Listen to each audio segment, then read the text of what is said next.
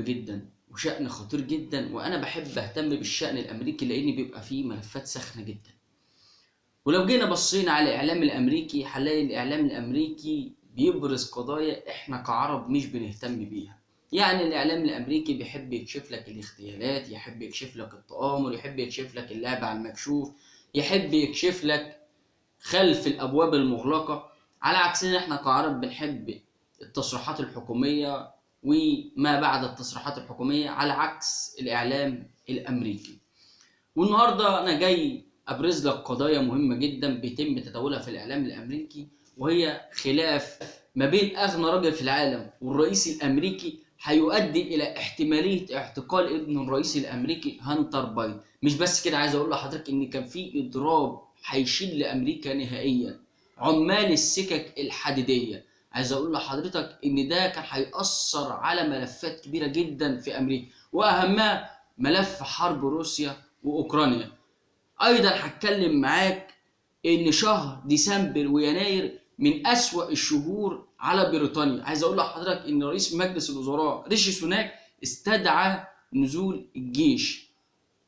مش بس كده، انا عايز اقول لحضرتك ان هو في اجتماعاته وتصريحاته اعلن الى استخدام العنف ضد اي احتجاجات، وتناسى تماما حقوق الانسان في بريطانيا. اللي بيحصل بالظبط في امريكا وبريطانيا الحقيقه، عشان اقول لك كل التفاصيل دي لازم اجيب لك اصل الحكايه من بدايتها.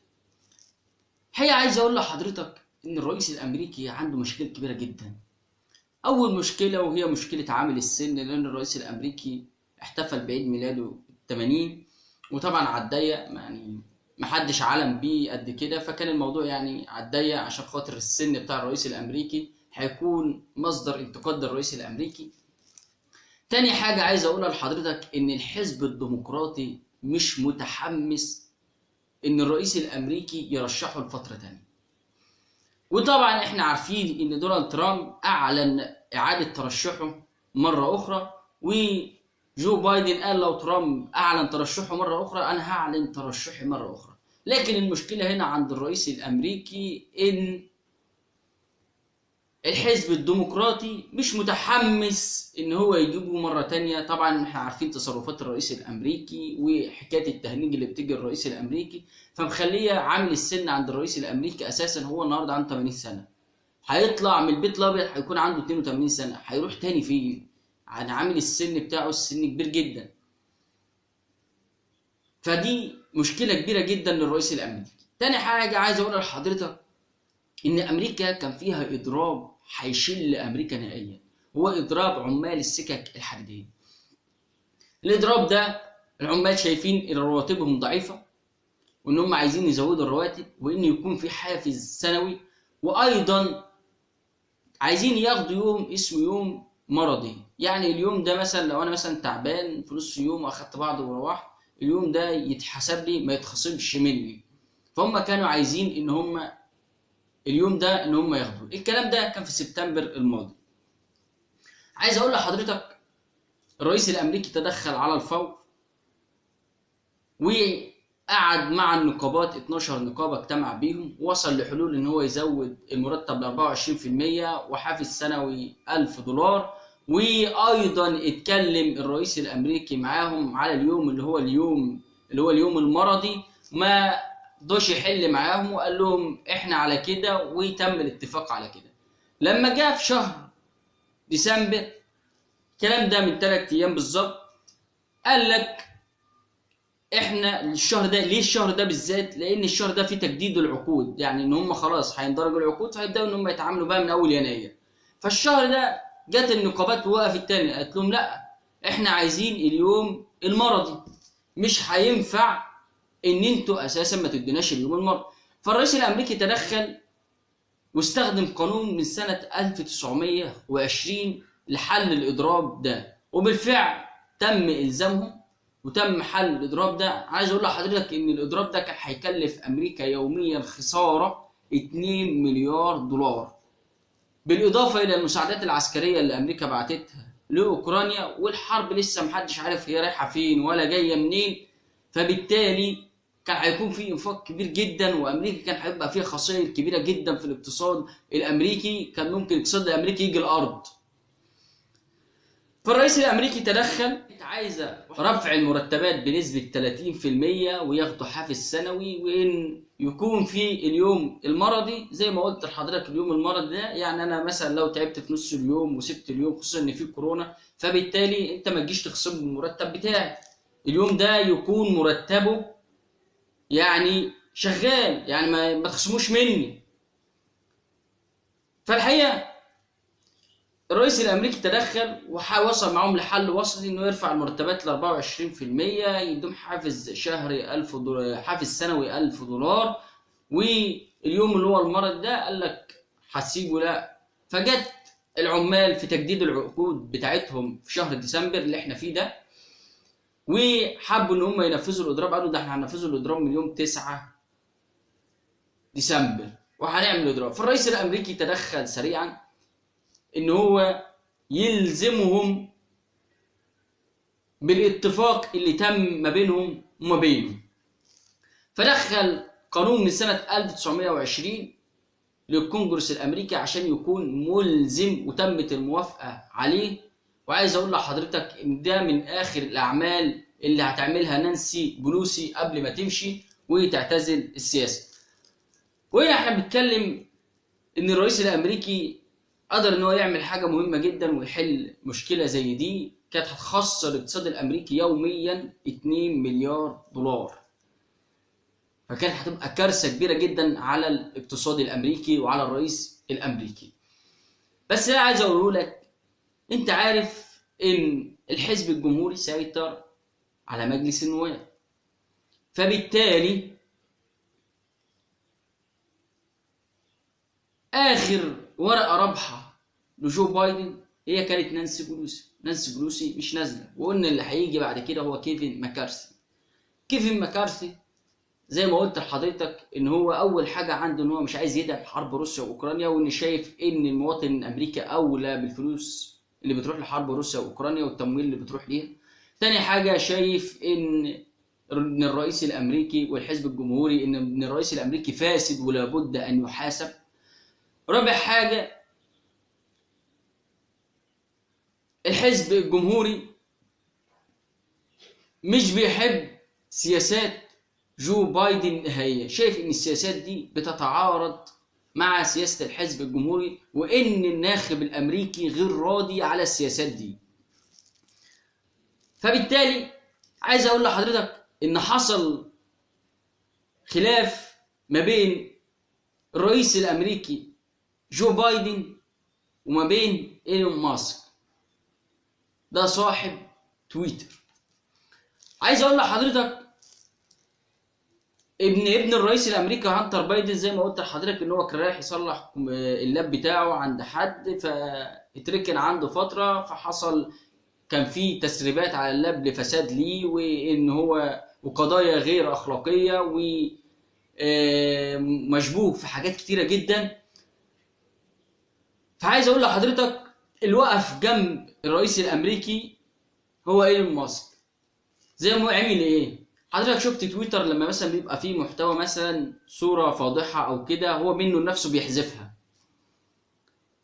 تمام؟ تويتر استخدم نفس السياسة مع ابن الرئيس الامريكي، اي حاجة تتعلق بالملفات بتاعته بيتم حذفها اول باول. وكان في علاقة طيبة ما بين ايلون ماسك وجو بايدن، الى ان في الفترة الاخيرة لقينا ايلون ماسك بيتجه نحو الحزب الجمهوري. هتقول لي ازاي؟ هقول لك ايلون ماسك لما جاء كان في انتخابات الرئيس الامريكي اللي فاتت هو اختار جو بايدن على فكره، وهو دايما مش معروف له هو مع الديمقراطيين ولا مع الجمهوريين، لكن هو بقى له 3 شهور دلوقتي مضموم بصفوف الجمهوريين. وعايز اقول لحضرتك ان هو كان بيدعم الجمهوريين في انتخابات مجلس النواب وفي انتخابات مجلس الشيوخ، وحاول هو يدعمهم بكل الطرق. عايز اقول لحضرتك ايلون ماسك لما مسك شركه تويتر بقى هو صاحب شركه تويتر، حط ايده على حسابات الحزب الديمقراطي والحزب الجمهوري ايضا. وعرف رسائل سرية جدا بتتبعت في الحزب الديمقراطي والترمخة وقضايا الفساد بتاعت الحزب الديمقراطي، فوصل لملفات كبيرة جدا وملفات سرية خطيرة جدا. ودي نقطة خلاف قوية جدا ما بينه وما بين الإدارة الأمريكية الحالية، خصوصا إن أنا عايز أقول لحضرتك إن إيلون ماسك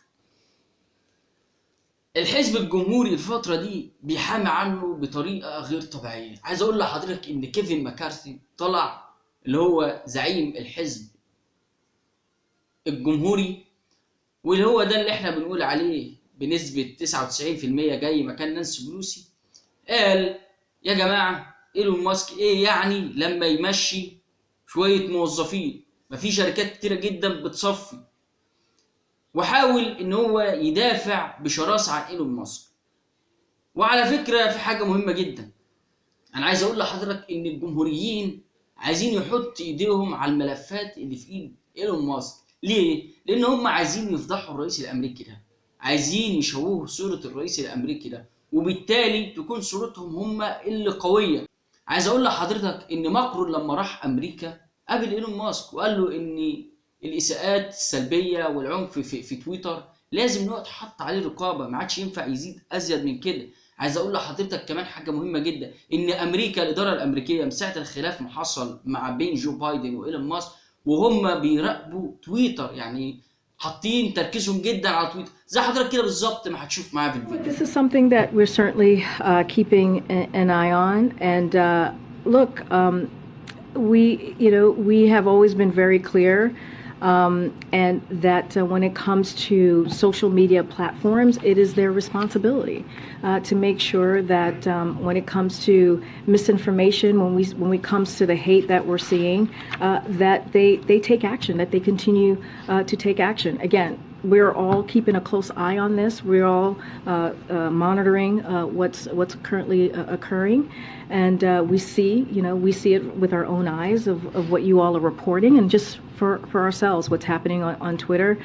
But again, social media companies have a responsibility to prevent their platforms from being used by any user to incite violence, especially violence directed at individual communities, as we have been seeing, and the president has been very clear on calling that out. He'll continue to do that, and we're going to continue. شيء مهم جدا، انت بتتكلم عن اقوى اقتصاد في العالم، بنتكلم عن ان امريكا اقوى دولة موجودة في العالم، احنا بنتكلم عن ان هي القطب الاوحد اللي مازال موجود في العالم، احنا بنتكلم عن دولة صغيرة او بنتكلم على اي دولة. فالشأن الامريكي شأن مهم، شأن كل يوم بنشوف فيه تقلبات جديدة.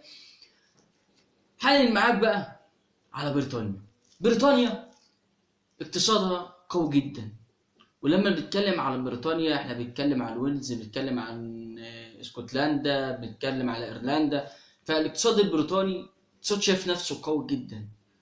عايز اقول لحضرتك بريطانيا لما خرجت من الاتحاد الاوروبي وقالت ان الاتحاد الاوروبي بيخسرنا، بريطانيا خسرت كتير جدا، ما كانتش حاسبه حسابات كتيره جدا. انا عايز اقول لحضرتك ان بريطانيا من اول ما طلعت من الاتحاد الاوروبي اول حاجه طلبت صفقه تكنولوجيا من النرويج، ما وصلتلهاش. رقائق تكنولوجيه من النرويج ما رضيتش تبعتها لها، قالت لها انت طلعت من الاتحاد الاوروبي. ده حاجه واحده. تاني حاجه عايز اقول لحضرتك، بريطانيا ما كانتش عامله حساب كورونا. انا عايز اقول لحضرتك ان بريطانيا من اكتر الدول انفاقا على مكافحه كورونا، اكتر دول انفقت على مكافحه كورونا. خد بالك من الرقم ده كويس جدا. عايز اقول لحضرتك ايضا حرب روسيا واوكرانيا بريطانيا ما كانتش عامله حسابها. بريطانيا كانت حاسبه الخسائر اللي هي ممكن تخسرها من خروجها من الاتحاد الاوروبي، ما كانتش عامله الحسابات لا كورونا ولا هي عامله حساب حرب روسيا واوكرانيا. فبالتالي الثلاث خبطات دول ورا بعض خبطات جامده تجيب اي اقتصاد الارض، بس صراحه مش ده اللي جاب اقتصاد بريطانيا الارض. انا عايز اقول لحضرتك ان الحكومات اللي جت بريطانيا هي اللي جابت اقتصادها الارض نتيجه السياسات الخاطئه. وابرز السياسات الخاطئه اللي جت بيها حكومه بريطانيا هي سياسه ليز تراس. الست دي جت طبعا اقصر رئيس مجلس وزراء يجي في تاريخ بريطانيا، ما عادتش 50 يوم على بعض. جابت وزير ماليه ما تعرفش جايباه منين، قالت لك انا وهو عندنا خطه هننفذها ومحدش هينفذها غير هو. كانت خطه فاشله بكل المقاييس، هيشيلوا الضرايب ومش عارفين هيجيبوا فلوس منين، خلوا رجال الاعمال هربت وما الى ذلك، وحصل انهيار غير طبيعي في الاقتصاد البريطاني. عايز اقول لحضرتك، مشت ليز تراس، جه مكانها ريشي سوناك. ريشي سوناك قلنا ده انه المفروض ان هو كان يمسك من البدايه، لانه راجل عنده من الفكر ما يجعله ان هو يعني ايه يمسك، لكنه برضه ما كانش اللي هو يعني ايه ببراعه جونسون. يعني جونسون رغم ان هو الاخطاء اللي عنده وان هو سكير وان هو كان عامل فضايح وبلاوي، الا انه كان بيقدر يخلص مشاكل كبيره جدا. فانا عايز اقول لحضرتك، لما جه ريشي سوناك جاب وزير ماليه اسمه جيرمي. وزير الماليه ده ما درسش اقتصاد في حياته، مش تبقى عارف يعني، لكنه حط خطه تقشف، حط خطه تقشفيه كده. قال لك احنا لازم نعلي الضرايب ولازم نقلل الانفاق بتاعنا شويه عشان خاطر نقدر ان احنا نمشي الدنيا. الى انه فوجئ بحاجات مهمه جدا. فوجئ ان الشعب ضد الحكومه. بمعنى، هقول لحضرتك، الشعب البريطاني شايف ان الانفاقات اللي بريطانيا بتوديها لاوكرانيا كبيره جدا، وانه المفروض ان بريطانيا ما توديش الانفاق ده كله، يعني الانفاق ده كله كبير جدا ان هو يروح لاوكرانيا. فالحقيقه حصل فيه اضرابات غير طبيعيه في بريطانيا. عايز اقول لحضرتك ان عمال السكك الحديديه اضربوا، عايز اقول لحضرتك ان التمريض اضرب، عايز اقول لحضرتك كافه القطاعات اضربت، عايزه زياده في المرتبات، الشركات عايزه زياده. انا عايز اقول لحضرتك التمريض بس 100,000 ممرضه عاملين اضراب. عايز اقول لحضرتك ان هم عاملين خطه كده للاضراب. عايز اقول لك ان الشهر ديسمبر ويناير هيكون من اسوأ الشهور على بريطانيا. طيب ليه بقى شهر ديسمبر بالتحديد ويناير؟ لان شهر ديسمبر ده يا جماعه هو الشهر اللي بيتم فيه تجديد العقود. انا عايز اقول لك ان ريشي سوناك استدعى 2000 جندي من الجيش البريطاني. طب 2000 جندي دول هيسدوا ايه ولا ايه؟ هيسدوا ال 100,000 ممرض اللي عاملين احتجاج، ولا هيسدوا ال 40,000 موظف بتوع السكه الحديديه، ولا هيسدوا ايه بالظبط؟ انا عايز اقول لك ان ريشي سوناك كمان ادى للشرطه تعليمات بالتعامل بعنف مع اي احتجاجات. انت متخيل؟ فين بقى الديمقراطيه في بريطانيا؟ تعامل بعنف؟ تعامل بعنف. فين بقى الديمقراطيه اللي هم بينادوا بيها، والديمقراطيه وحقوق الانسان وحقوق المراه وحقوق الطفل؟ فين الكلام ده كله؟ زي ما حضرتك بالظبط كده هوريك الفيديو بالظبط. بمنح قوات الشرطة صلاحيات جديدة لقمع الاحتجاجات التي تتعمد خرق قانون البلاد بحسب وصفه، ما يثير المزيد من التساؤلات حول تعامل حكومة سوناك مع الاحتجاجات ومستقبل الديمقراطية في البلد الأوروبي العربي. شفت في الفيديو كده فين بقى الديمقراطية وفين حقوق الإنسان اللي في بريطانيا اللي هم بينادوا بيها أساسا؟ فتعاملات ريشي سوناك هتجيب بريطانيا الأرض. خلي بالكم يا جماعة إن بريطانيا بتقع. عايز أقول لك كمان إن كورونا أيضا بتضرب بريطانيا رغم الإنفاقات الهائلة اللي أنفقتها بريطانيا على كورونا. زي ما حضرتك برضو كده هتشوف معايا. لابد أن نعترف أن هيئة الخدمات الطبية تتعرض لضغوط كبيرة، وذلك بسبب تفشي وباء كورونا. مثلا كانت قائمة الانتظار للعمليات الجراحية قبل الوباء تضم 52,000 اسم، وتجاوزت الآن المشهد. كورونا بتضرب من ناحيه، احتجاجات تمريض. خلي بالك ان طاقم التمريض مش لوحده اللي احتاج، ده العاملين كمان. يعني انت بتتكلم ان المحاور الرئيسيه هتحتاج. تخيل ان انت مثلا لو عندك حاله تعبانه في البيت وبتتصل على المستشفى عشان تبعت لك ممرضه، ومفيش حد يرد عليك اساسا، لا بتاع اسعاف ولا استقبال ولا تمريض ولا اي حد يرد عليك. فبريطانيا بتقع، بريطانيا في ازمه كبيره جدا. بريطانيا لو مفيش حلول بديله، انا بقول لك ريشي سوناك هيمشي. لان الشعب الحربي يا جماعه، الشعب واخد على ان ده عند في الحكومه، ان هو عايز يعاند الحكومه. انت حرب روسيا واوكرانيا انت ما كنتش حرب غير مدروسه، انت مش عارفه حساباتك ايه فيه. فبالتالي الشعب بيعند، والشعب البريطاني اساسا بطبعه ده طبعه الشعب بيدعي بيعند، وده هو ده سبب اللي خلق المشاكل في بريطانيا زي ما قلت لحضرتك. الخروج، تاني حاجة التعاملات انها ما كانتش حاسبة لا حرب روسيا واوكرانيا ولا حاسبة كورونا، ايضا السياسات بتاعت الحكومات الفاشلة اللي ما قدرتش انها تيجي حلول بديلة اللي هي اغرقت الاقتصاد البريطاني. كل ده مبني، فبالتالي الشعب شايف ان الوضع سيء، وهو مش بيحاول ان هو يساعد الحكومه، لا ده هو واقف ضد الحكومه. فالمشكله في بريطانيا مشكله خطيره، بريطانيا بتقع. اتمنى ان حلقه النهارده تكون عجبت حضراتكم، ما تنسوش تعملوا لايك واشتراك في القناه.